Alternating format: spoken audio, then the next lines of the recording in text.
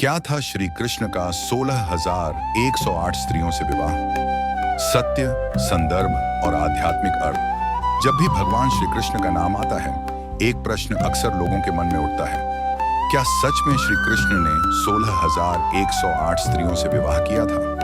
कुछ लोग इसे गलत समझते हैं, कुछ उपहास बनाते हैं और कुछ बिना समझे ही प्रश्न चिन्ह लगा देते हैं।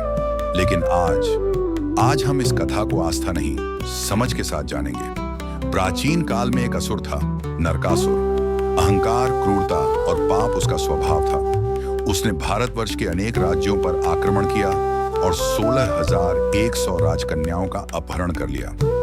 उन राजकन्याओं को उसने अपने कारागार में बंद कर दिया। उनका अपराध केवल इतना था कि वे सुंदर थीं और असुर की वासना का शिकार बन गईं। जब धरती पर अत्याचार बढ़ता है तो धर्म स्वयं मार्ग खोज लेता है। भगवान श्री कृष्ण सत्यभामा के साथ नरकासुर के दुर्ग पहुंचे। भयंकर युद्ध हुआ। अंततः नरकासुर का वध हुआ। कारागार के द्वार खुले और 16,100 स्त्रियां स्वतंत्र हुईं।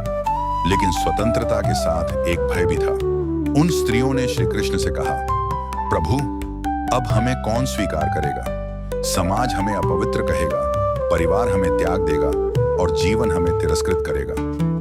यह केवल उनका प्रश्न नहीं था, यह समाज की सोच पर प्रश्न था। श्री कृष्ण मौन रहे, फिर बोले, यदि समाज तुम्हें सम्मान नहीं देता तो मैं दूंगा।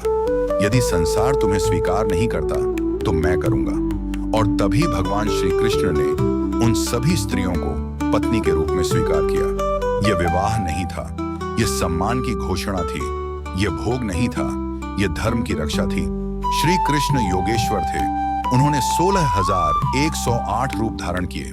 हर रानी के साथ वे अलग महल में, अलग रूप में रहते थे। हर रानी को लगता था, कृष्ण केवल मेरे हैं।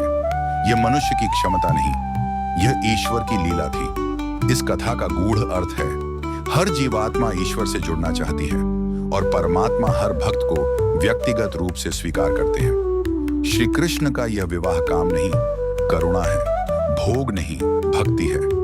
और यही कारण है कि श्री कृष्ण सिर्फ भगवान नहीं, धर्म का जीवित स्वरूप है।